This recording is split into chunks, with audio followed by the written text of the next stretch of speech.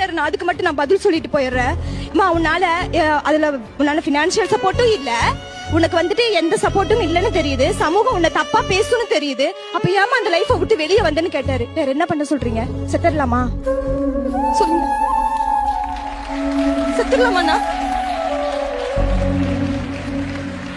அவன் கூட போயிட்டு இல்லன்னா ஒண்ணு பண்ணலாம், நம்ம கண்ணு முன்னாடியே ஒருத்தி கூட இருந்து பாத்துக்கிட்டு இருந்துடலாம்.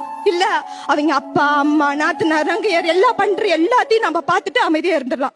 ஒண்ணு நடப்பணமா இருக்கணும், இல்ல செத்துடணும். என்ன பண்ணலாம்? வெளியே வந்துதானே ஆகணும். இங்க நான் உங்க முன்னாடி வந்து நிக்கிறேன்னா நான் அந்த சுச்சுவேஷன்ல இருந்து வந்திருக்கேன். ஹாஸ்பிட்டல்ல போய் வேலை கேட்டேன், பாப்பா வச்சுட்டு கோவிட்ல டியூட்டி வந்துருச்சு. ஒரு ஹாஸ்பிட்டல்ல போய் வேலை கேட்டேன்.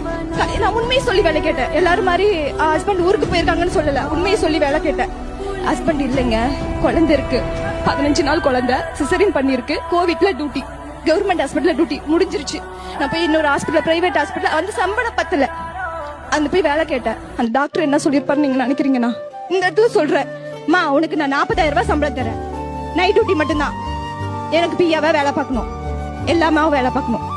3 நாள் டியூட்டி போனேன், 4வது நாள் கை வச்சான், 5வது நாள் அடிச்சு. இந்த மாதிரி நிலைமையில இருக்க பொண்ணுங்கெல்லாம் வேலை கேட்டு வந்தா அவளோட வறுமையை பாருங்க, அவ கூட படுக்கணும்னு நினைக்காதீங்க. பொண்ணு பெற்றவங்களுக்கு நான் ஒன்னே ஒன்று தான் சொல்லுவேன், உங்க பொண்ணை பார்த்துக்க பக்கு இல்லாதவனுக்கு உங்க பொண்ணை கட்டி கொடுக்காதீங்க.